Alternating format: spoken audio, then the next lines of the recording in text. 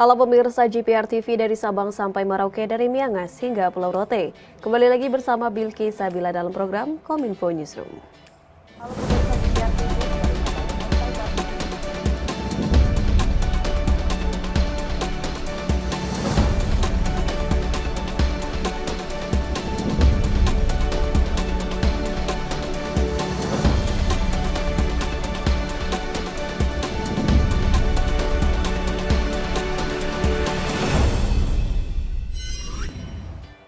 Kita awali informasi pertama pemirsa. Presiden Republik Indonesia Joko Widodo meminta kepala daerah untuk meningkatkan kemandirian pangan.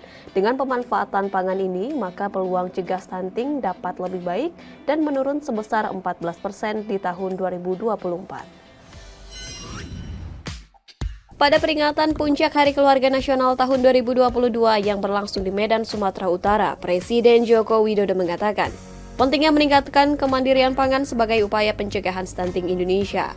Oleh karena itu, Presiden mengajak kepada seluruh kepala daerah memanfaatkan lahan sekecil apapun yang ada di wilayahnya untuk menanam dan produksi dalam kebutuhan sehari-hari. Jangan sampai ada lahan kosong. Manfaatkan untuk asupan gizi anak kita. Karena kita nanam dimanapun itu tumbuh dan bisa kita panen. Presiden juga mengingatkan bahwa anak-anak Indonesia adalah penentu generasi wajah Indonesia. Menurutnya, apabila anak-anak Indonesia pintar dan cerdas, semakin memudahkan persaingan global.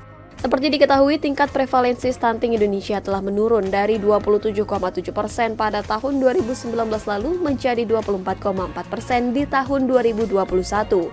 Ditargetkan angka maksimum stunting Indonesia menurun pada 2024 sebesar 14%. Kita bersaing dengan negara lain itu mudah. Tapi kalau anak kita stunting, gizinya nggak baik, nutrisinya nggak tercukupi, sudah. Nanti ke depan bersaing dengan negara-negara ini akan sangat kesulitan kita.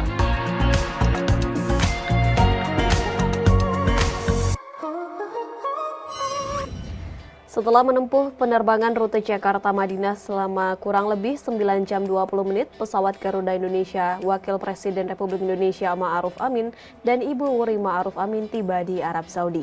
Keberangkatan ini dalam rangka untuk memenuhi undangan khusus ibadah haji dari Kerajaan Arab Saudi.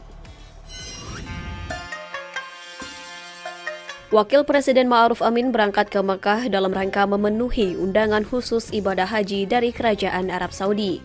Wapres bersama Ibu Wuri Ma'ruf diundang oleh Raja Arab Saudi, Salman bin Abdul Aziz Al Saud, untuk menjalankan ibadah haji tahun ini. Undangan ibadah haji Raja Salman disampaikan melalui Duta Besar Arab Saudi untuk Indonesia, Essam A. Abis Al-Thaqafi, pada 9 Juni 2022 lalu. Wapres beserta rombongan menempuh perjalanan selama kurang lebih 9 jam 20 menit dengan menggunakan pesawat Garuda Indonesia dengan waktu tiba di Royal Terminal Madinah pada pukul 14.20 waktu setempat.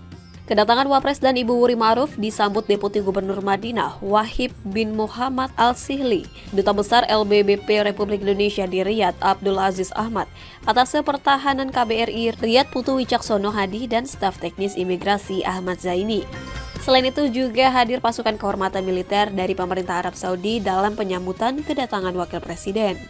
Selama kurang lebih 7 hari ke depan, Wapres beserta Ibu Haji Wuri Ma'ruf Amin akan melaksanakan seluruh rangkaian ibadah di Madinah dan juga di Mekah.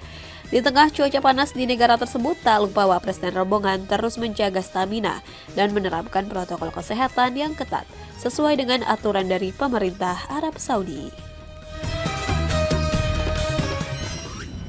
Menjelang Puncak Ibadah Haji 2022, PLH Kepala Biro Humas Data dan Informasi Wawan Junaidi meminta para jemaah untuk bersiap-siap menyiapkan diri melaksanakan ibadah sesuai dengan ketentuan manasik haji.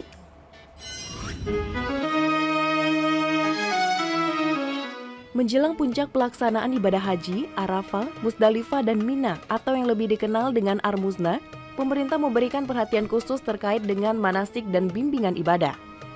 PLH Kepala Biro Humas Data dan Informasi, Wawan Junaidi mengatakan, jemaah harus memperhatikan jadwal pergerakan ke Arafah. Hal ini penting agar seluruh jemaah dapat sampai di Arafah sesuai jadwal yang telah ditentukan. ibadah serta obat-obatan menjadi perlengkapan penting yang harus dibawa oleh seluruh jemaah. Barang-barang lainnya cukup dititipkan di tempat tinggal jemaah.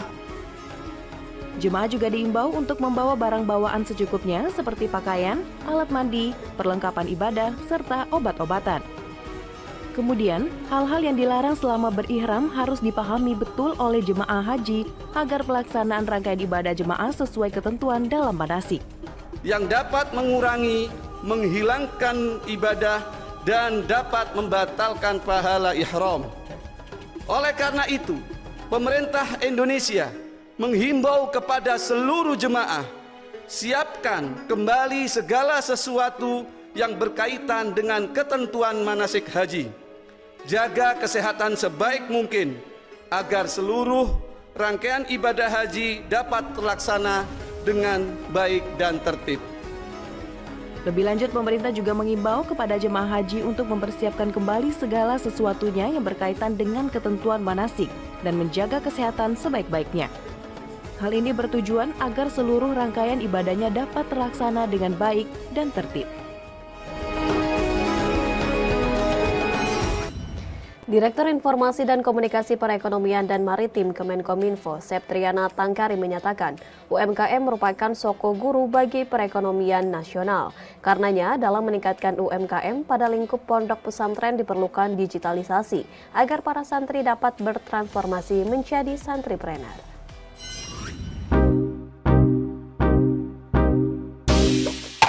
Berdasarkan data survei We Are Sosial, pengguna internet di Indonesia hingga Januari 2022 mencapai 204,7 juta jiwa. Tingginya angka pengguna internet tersebut dikarenakan semakin banyaknya pengguna telepon genggam di Indonesia. Direktur Informasi dan Komunikasi Perekonomian dan Maritim Kemenkominfo, Septriana Tangkari menyebutkan bahwa UMKM merupakan soko guru bagi perekonomian nasional. Hingga saat ini terdapat 65,4 juta UMKM. Salah satu cara yang dilakukan untuk meningkatkan UMKM yang ada adalah dengan peningkatan digitalisasi. Sementara itu pada semester ganjil tahun 2021, Indonesia memiliki 30.495 pondok pesantren, 4,3 juta santri, dan 474 pengajar. Keberadaan pondok pesantren tersebut juga memiliki kaitan dengan UMKM. Dikarenakan sebanyak 1.845 pondok pesantren memiliki potensi bidang koperasi dan UKM. Hal ini menunjukkan para santri dapat bertransformasi menjadi santripreneur untuk meningkatkan digitalisasi UMKM. Jumlah pesantren yang besar ini terutama di bidang koperasi dan UMKM menunjukkan bahwa para santri sedikit demi sedikit dapat bertransformasi menjadi santripreneur dan menjadi entitas yang kuat untuk meningkatkan digitalisasi UMKM.